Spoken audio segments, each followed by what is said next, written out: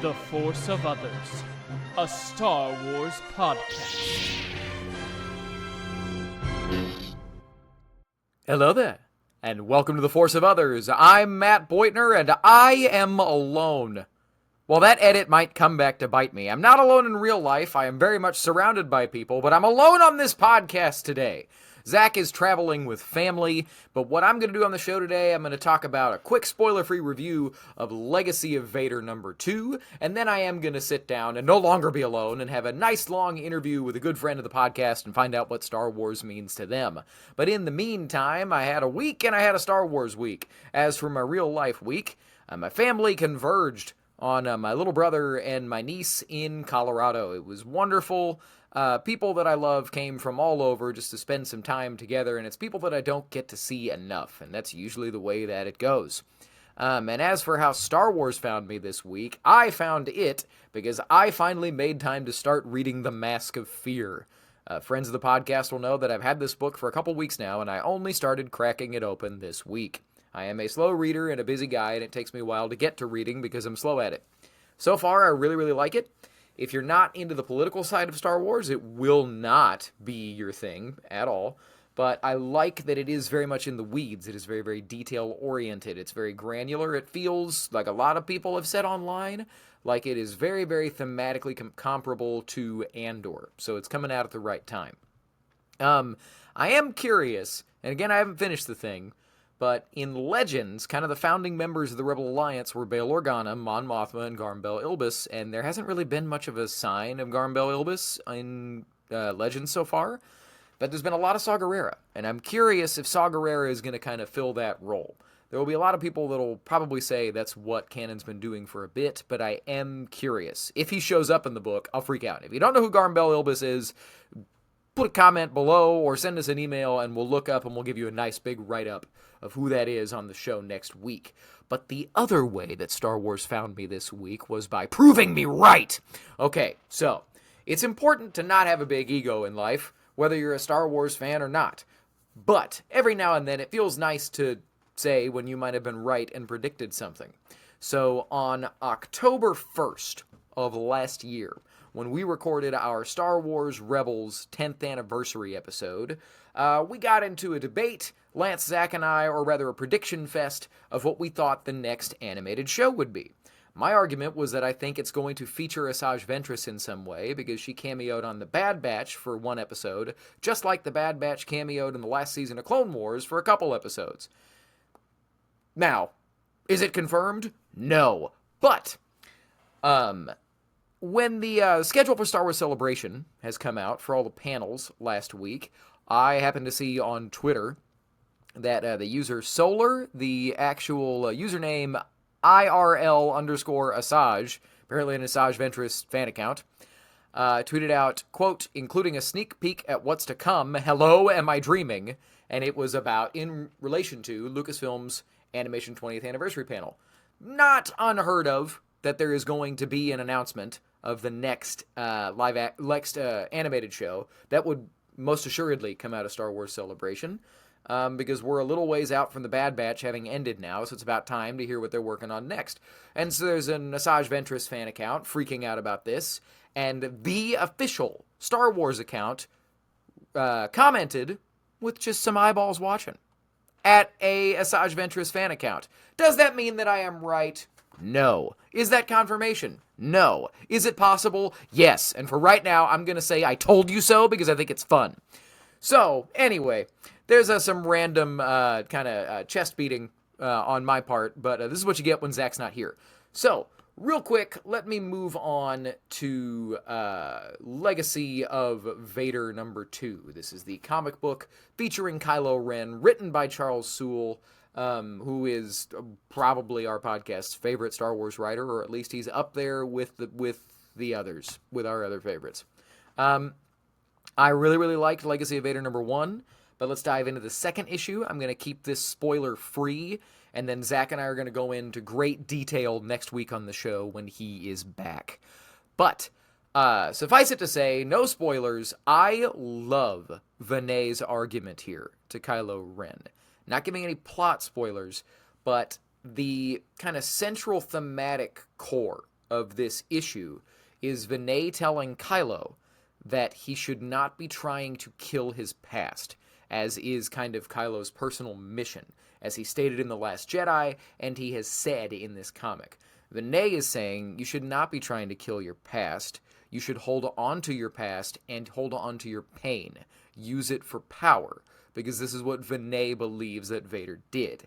And that, at least it appears so far, is what sets Kylo off on his quest to look into the past of Darth Vader and kind of figure out who he was, the man behind the mask. So I said no spoilers. There's a minor spoiler, but that's all I'm going to say.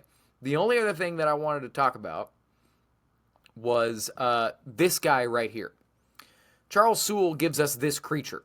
I'm not going to explain what it is, but I'm going to show you this one image, that it does have the Force. It appears to be very powerful, and I have so many questions.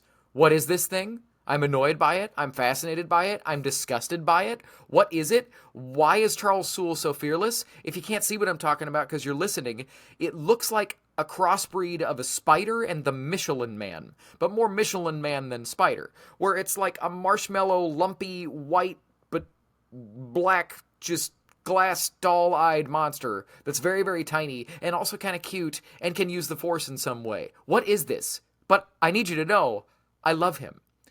I like him. I love him. I want some more of him. I don't know what this is, but I can't get enough. We'll get into more. So that's literally all I'm going to say about Legacy of Vader #2. So if you haven't read it yet, read it before next week, and then we're going to dive into it with excruciating detail as we love us some comics here on The Force of Others.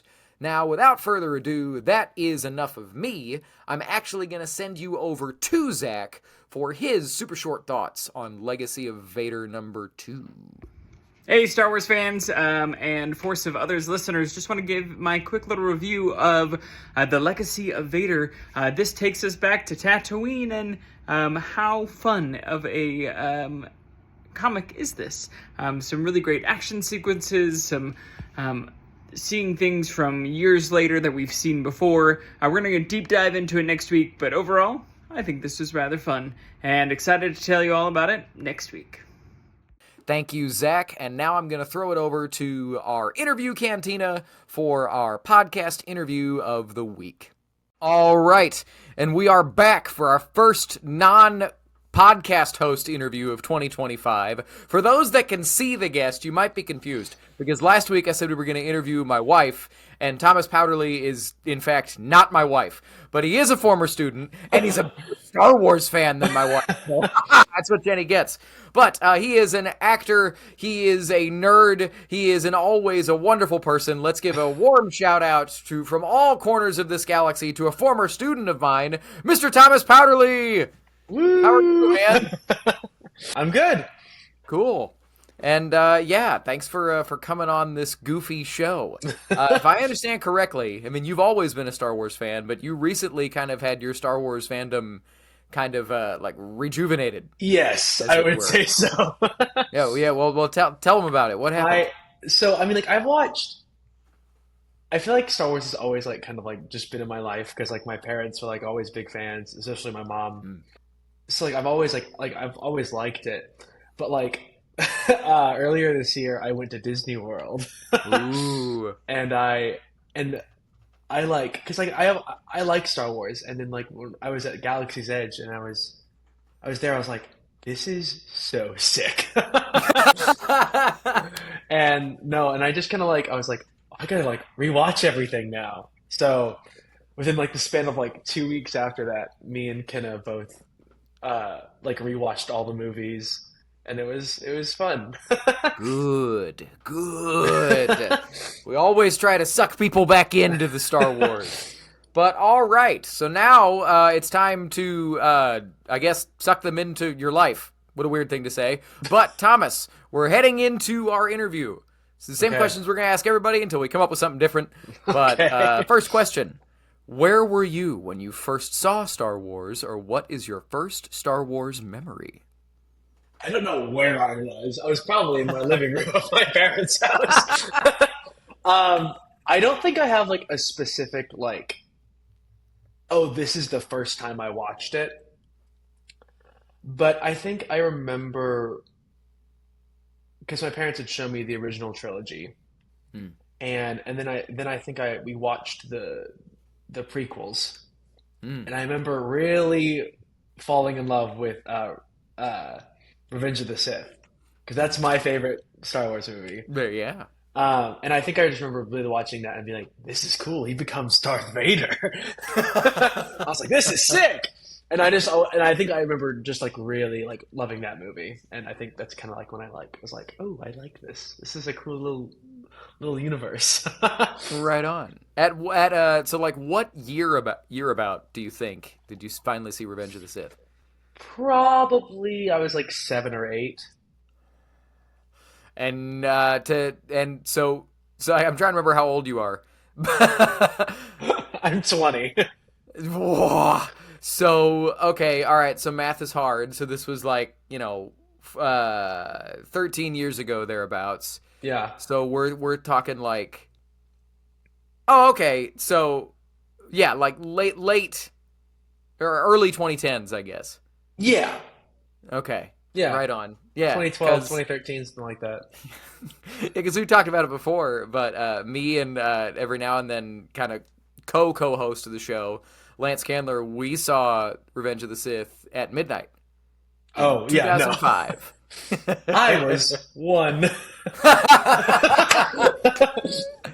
Yeah, but it's wild to think about. You are almost as old as Revenge of the Sith, as that movie turns 20 in about 2 months. Mm-hmm. Wild. Anyway, they're doing a re-release in theaters. Oh, I know. I will be going. I was in high school when it came out, so Yeah. Anywho, all right. So, Mr. Thomas Powderly. Yes. We know your favorite Star Wars movie, and we'll get back to that question later. But who is your favorite Star Wars hero? So I thought about this because I have like a couple, like you know what I mean? Yeah. Because I have like a favorite character, but the thing is because it's Anakin. And I think because Star Wars kind of revolves around Anakin, and so he's kind of like my favorite hero / villain, but like pure hero, probably like Han Solo. I love Han Solo. Cool. So yeah, no, I really like Han. Right on. Well, so for what draws you to Anakin in particular? His entire story of like growing up as like just like this slave basically, and then like reaching like greatness, and then it all comes crumbling down because of one guy who like just used him. It's just so tragic, and he loses everything, and it's so like it's just such a devastating story, but he has this redemption in the end, and it's a really cool arc, and I just love that character. Preach. Yeah. Love it. You're preaching to the choir, but yeah, love it. Well, so then similarly, so what draws you to Han Solo? I don't know. He's cool. He's sick. Oh, sorry. It's okay. 7:09. I'm marking down the time code. All right. So, right on. Well, then I have to ask, because he's the only Star Wars character to get his own standalone movie, and all opinions are valid. What did you think of Solo: A Star Wars Story? So I actually hadn't watched it until we rewatched all of the movies. Whoa! That was the one Star Wars movie I just had not seen. Yeah. And because I'd heard it was like not great. Yeah. But I was like, let's watch it because I'm like, I haven't seen it.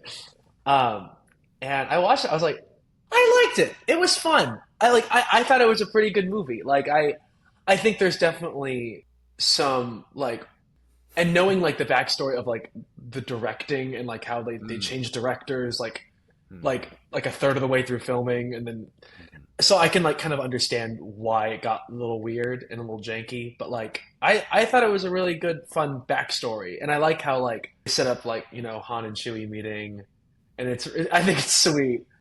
The first film to really like or the only I guess film to really introduce Crimson Dawn and like that whole like crime world. Yeah. No. Yes. Yeah. I liked it. It's fun. That's a common thing that that people say, where that was just the one that they never watched because they heard it wasn't great, and then they watch it and they're like, "It's a pretty cool little movie, man." Like, Yeah. I don't know why, Anyway, whole other conversation for another day. But as Star Wars franchise fatigue sets in, go watch movies, even when you hear that they're. I'm not trying to bully you, but anybody listening. Don't listen to someone else's review. Make your own review, because you might find something that's cool. And the Crimson Dawn of it all, I remember having to physically restrain myself from screaming, like, holy blanking blank blank blank, when Darth Maul showed up at the end of that movie. I heard the voice just, yes. And I was like, there is no way. There's no way. And then he appeared, and I was like, and I lost my mind. Popcorn went everywhere. No, I'm just kidding. All the popcorn had been eaten. But okay, so we got your favorite hero and kind of your favorite character. And then I'm curious, so I think I know the answer, but who's your favorite villain? I mean, I think, like, I know it's so Anakin, because he goes from hero to villain, but like he's such a different character from the rest of everyone because he's not one thing. Yeah. So like if I had to pick like a villain, I'd probably say like General Grievous. Ooh, cool. Yeah. Really? Mm-hmm. What draws you to the Greaves? He's really cool. Like I love like I don't know. I mean like Cool. I think like also because I haven't watched all of Clone Wars. Oh, okay. I'm in the middle of that. Hey, But- it's a lot. Yeah, but like seeing like how like he is like ruthless. Like he will kill Jedi left and right. And I think like the movie kind of downplayed how much of a threat he was because he got defeated pretty easily. Yeah. But like I think he's just a really cool like villain. Like he doesn't really like because he was made to kill, you know. Well, and then I'm curious. When you say you're watching Clone Wars, are you watching the 3D Clone Wars or the 2D Clone Wars? The 3D. Okay. Well, I'm going to softball pitch. If you haven't, have you heard No, of the 2D Clone I've Wars? seen little clips of the 2D ones. Do I need to watch that as well? Well, just if you love Grievous, it's interesting. On that show, kind of their interpretation of Grievous was even more threatening. Really? Episode 3 hadn't come out yet, and like he's fighting 4 or 5 Jedi at a time.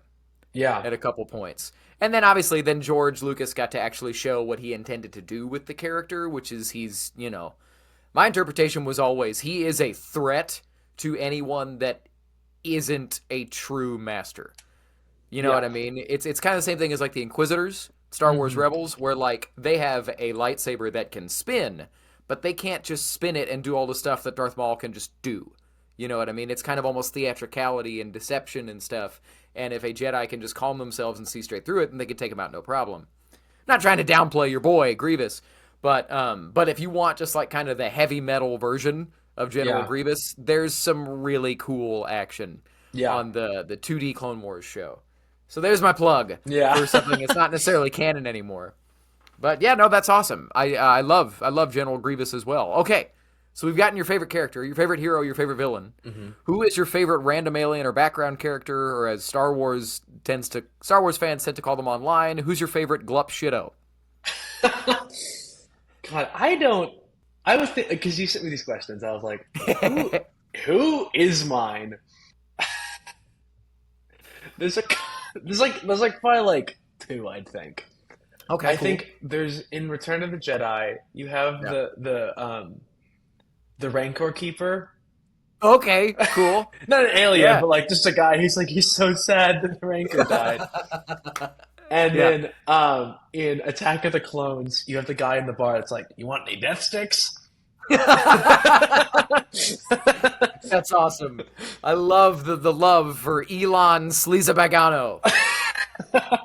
Yes, that's fantastic. You want to buy some death sticks? You don't want to sell me death sticks. It's so random. That guy, have you ever seen The Matrix?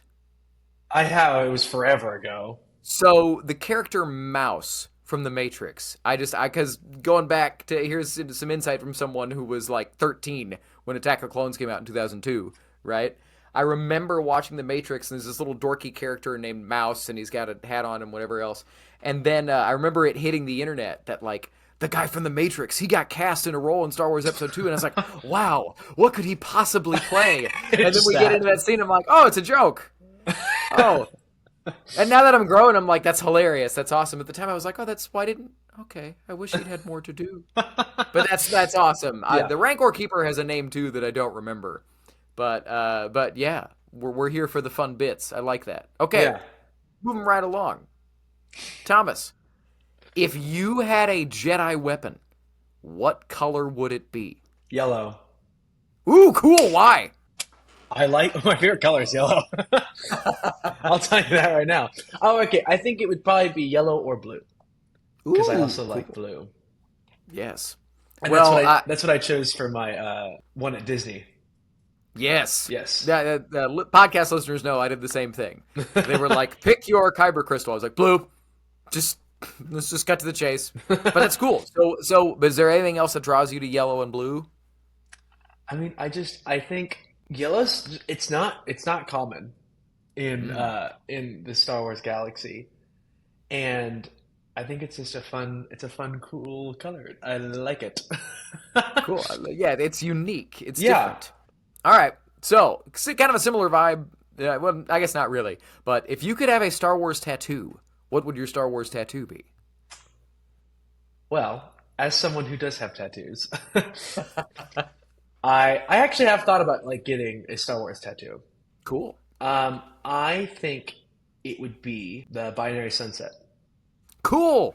Yeah, That's awesome. Yeah. Why? I think that is one of the most like John Williams is just incredible, and I think that's like one of the most beautiful themes in all of Star Wars, and specifically that moment where Luke is looking across on top of that hill at the sunset. It's just such a pretty shot, and Yeah. I love it. And that be because I don't really have color tattoos because I like mine just like black. But I think I would if I got that, I would definitely get like that orange and like red. And also, because binary sunset, you have that one dark moon and the one light moon, and it's the dark side and the light. It's a really and it's Luke looking into that and being like, "What's my future gonna be?" And it's cool. I didn't think about that before. That's cool. Yeah. Yeah, I guess one is kind of darker than the other. That is a really cool thing that you just added to my brain. Well done, dude. That's rad. Well, and it's funny. Pretty much everybody agrees that that's one of, if not the best music cues in the franchise, right? But it's interesting. You can find it on. It was some kind of special edition of the soundtrack that came out. I don't know, sometime in the last 20 years. And you can hear the original version of that sound cue. And it is not the hopeful swell that we're used to. It's much more like kind of what you're talking about. It's much more kind of dire and foreboding because the line leading into it is that Owen's afraid that Luke's got too much of his father in him, right? And then you get this weird kind of like almost DAC Ray kind of like almost foreboding, scary thing. And it was George Lucas that said to John Williams, I don't know what you need to do, but it's got to be hopeful there. It has to be a hopeful music cue. And then there you go. And then it's one of the more, then what he pulls out of, just his back pocket. Well, I'll do this, which at the time was Obi-Wan Kenobi's theme. I'll play a hopeful version of Obi-Wan Kenobi's theme. And then there you go. And then you get, cinema history. But okay. So I think I know the answer to this question from what you've said earlier. But Thomas, what is your favorite Star Wars story? I mean, you know the answer. Well, actually, okay. Cool. Because my favorite movie is Revenge of the Sith, Cool. and I can that's one I will watch like every like 2 or 3 months probably. Cool. But I love Return of the Jedi. Right on. Like that is like that's my favorite movie from the original trilogy. Cool. And I don't know, it's fun, it's cool. But also, I mean, like because I've been trying to get because I've watched since I've watched all the movies, I've been trying to like really get into like all the TV shows There's a lot. Good. Yeah, nowadays there's a lot. I know. But I know I'm rewatching Mandalorian because I never actually watched season 3, so I'm in the middle of season 2 right now, rewatching it just to get myself caught up. Mm-hmm. And I love Mandalorian, but I watched Skeleton Crew as those episodes released. I loved that show. I thought it was really fun. Yeah, Yeah, we did too, man. yeah. I think those are fun. But yeah, I think probably Revenge of the Sith and Return of the Jedi are my favorites. That's awesome. So I know that you talked about that the arc of Anakin Skywalker and Darth Vader is kind of really like it hits home for you. It means a lot to you. Is there anything else about those two movies that make them kind of rise to the top, or is it mostly the Anakin Vader of it all? I think it's the Anakin Vader of it all, but also I think because they are those two like next to each other are such like polar opposites of each other. Because Revenge of the Sith ends in just such despair, and you're like, oh my god. But starts with so much hope because you're like, oh my god, they're gonna like defeat the Separatists and like it's gonna be fine, and then it's not. Yeah. And then, like, compared to Return of the Jedi, and it's like Luke, you think Luke's about to die, and then Anakin saves him and realizes, no, this is not me anymore. And it's like seeing that turn around. I love that, and also just the end of Return of the Jedi. Every time I watch, I'm like, I feel so hopeful. It's so like and like the music there. The music in general of Star Wars, and I really like those, and I think they're just really good stories, and they have like the right amount of comedy and dramatic moments and happy moments, and I like them. Love it. So Yeah. what I'm hearing is that you like Ewoks. I do like the Ewoks. Yeah. I didn't know that was like such a controversial thing. Just even the idea of the Ewoks, I was like, oh, I've always liked them. I knew the blinking thing, like when they like remade the movies, and people were like mad. I was like, I knew that, but I didn't know people were like opposed to Ewoks in the first place. That's crazy. Yeah, it's something that's kind of forgotten about now. But Star Wars outrage did not, in fact, start with the sequel trilogy. You can go back, and this is before I existed. Right? In 1983, when Return of the Jedi hit, and even into into my life, Ewoks were not popular among quote unquote real Star Wars fans. They were like, oh, it's kid stuff. I don't like that. Keep that out of my Star Wars. They exactly. kill like so many stormtroopers. Yes. It's people resistant to letting these stories be fun and cute and quote unquote kiddie. But it's about space wizards, man. Yeah, we're not. Anyway, it's like a Western mix with a samurai film set in space. Like, what are we doing? I'm saying on the nose, it's a little silly. Yeah, and I like it when these stories aren't afraid to be silly. Yeah, you can have your "I am a Jedi like my father before me," and in the same movie, if you do it right, you can have the Ewoks bowing to 3PO like he's a god, and then getting confirmed thinking he's a god when Luke levitates them, levitates 3PO above all of them. Like that makes it feel to me, and I guess also to you. I don't mean to speak for you, but it makes it feel like a fuller meal. I guess. Because there's always been comedy in all of them. Yeah. Like there's not it's not like New Hope and Empire didn't have like any jokes or whatever. No, there was tons. C-3PO gets taken apart and is carried around in a backpack by Chewbacca. We're not Turn around, I can't see a thing. It's the best. I mean, even go back to the first one. It's borderline a little too silly at times when they're in the trash compactor and Han Solo goes, one thing's for sure, we're going to be a lot thinner. You know what I mean? Anyway, yeah. But yeah. So, we love Star Wars, and it can be all of those things. Yes. But, so to cycle back in, kind of get our sniper scope narrowed down just to you specifically. Thomas Powderly, what does Star Wars mean to you? What a big question. Oh God. Trying to think now. Okay, no, hold on. I think it really, like, it means a lot of hope. And I think it shows, like, such a resilience with so many of its characters. And, like, how even, like, you just keep getting, like, beaten down and down again. Like, the good always comes through. And the good always wins.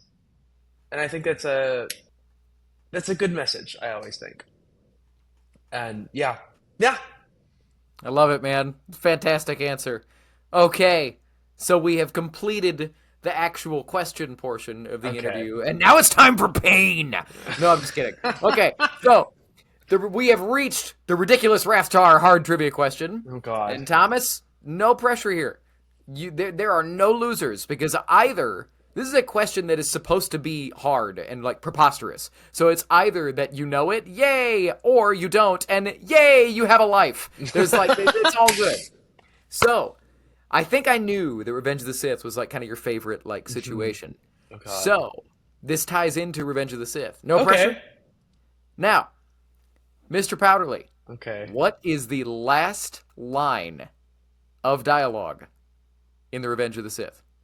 Hold on. I might be able to get this. The last line of dialogue. So Say, think through the movie. I think the last scene where there is dialogue is when they're talking about splitting up Luke and Leia. Okay. Because I don't Do think you know the line? I'm trying. Hold on. Because I'm pretty sure that.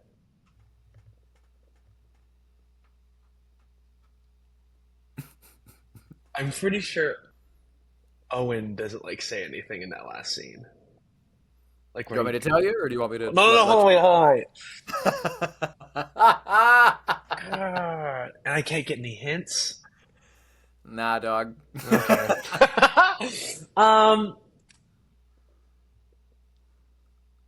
Is it something? Is it like? Does Obi-Wan say something about taking like Luke to Tatooine?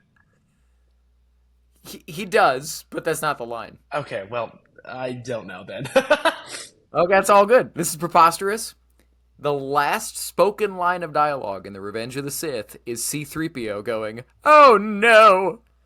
It's what the last. It is that, isn't it? It's coming out of that moment when Yes. they decide where they're going to put the kids, and then you cut down the hallway, and it's Bail Organa handing over the droids, and he's like, "Take good care of them." Wipe this one's memory.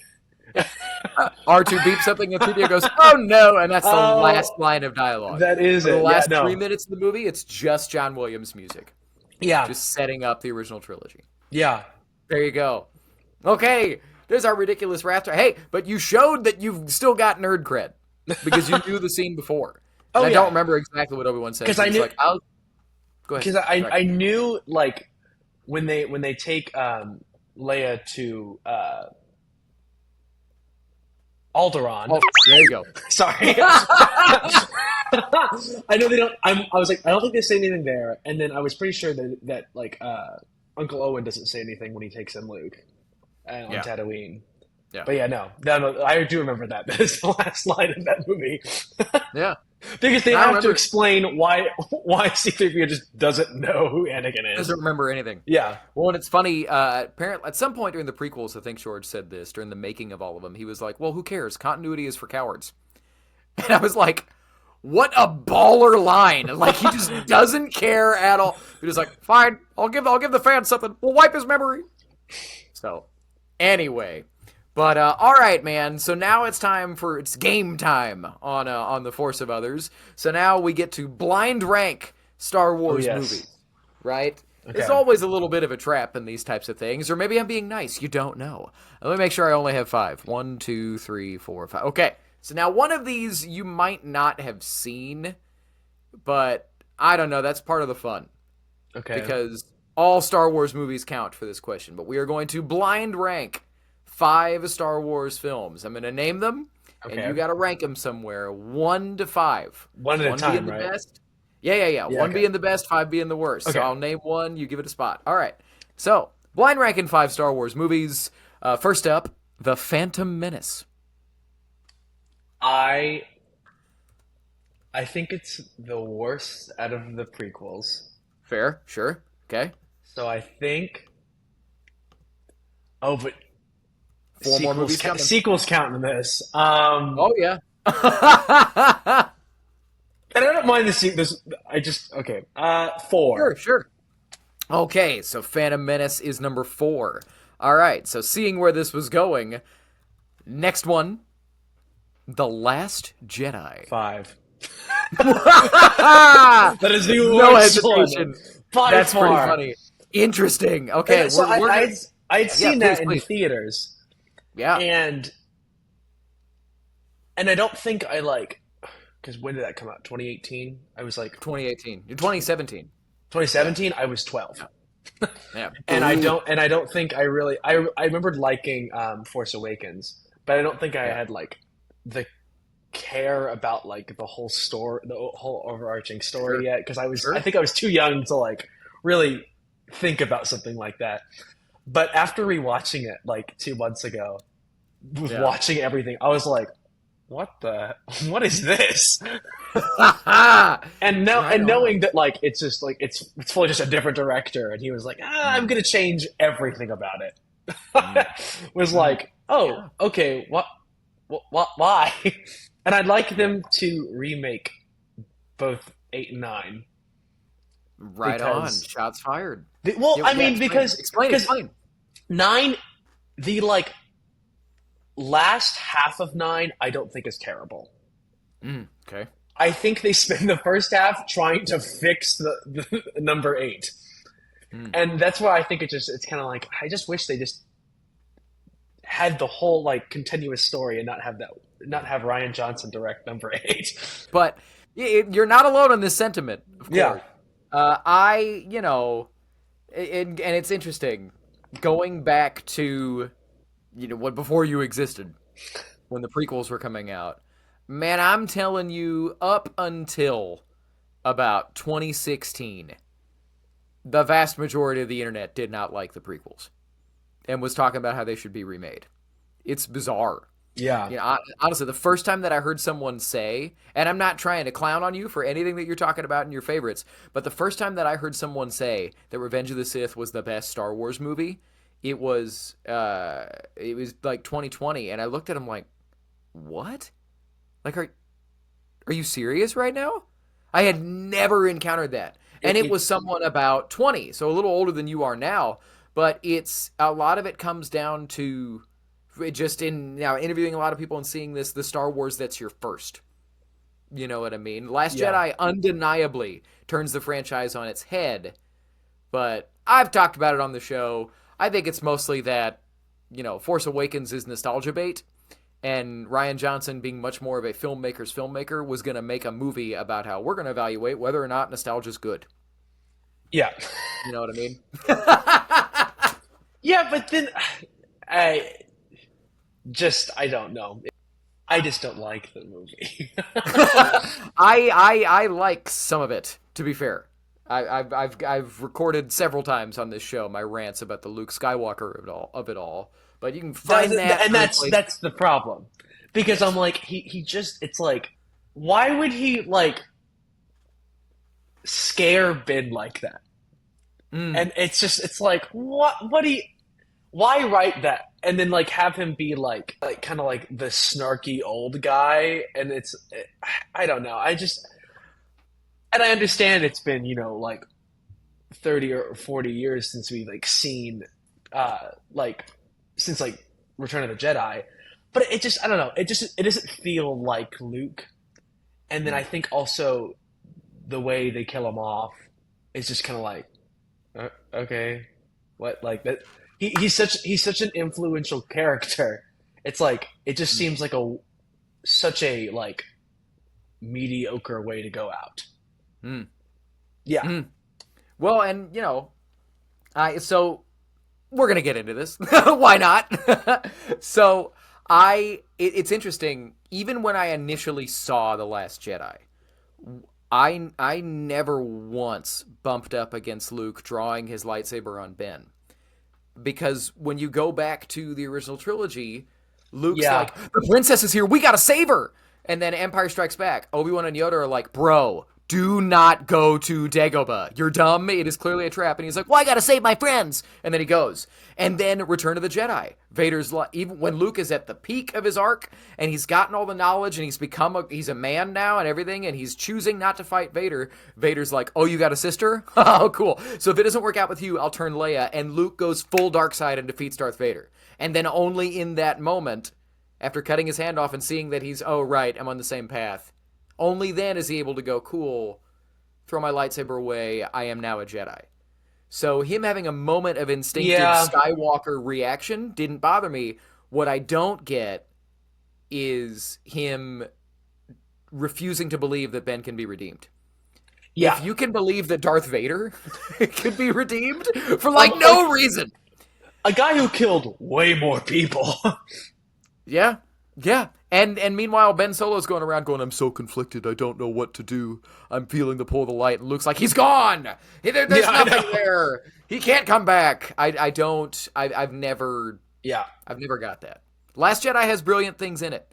I'll say that the Yoda-Luke scene, watching the Jedi Order burn in front of them, and Yoda going, your students, we're talking, the burden of all masters, we are what they grow beyond. Here I am talking to a student who is you will grow beyond me, right? I love that scene so much. Yeah. But man, there's a lot of stuff in that movie that I don't like. Yeah. So.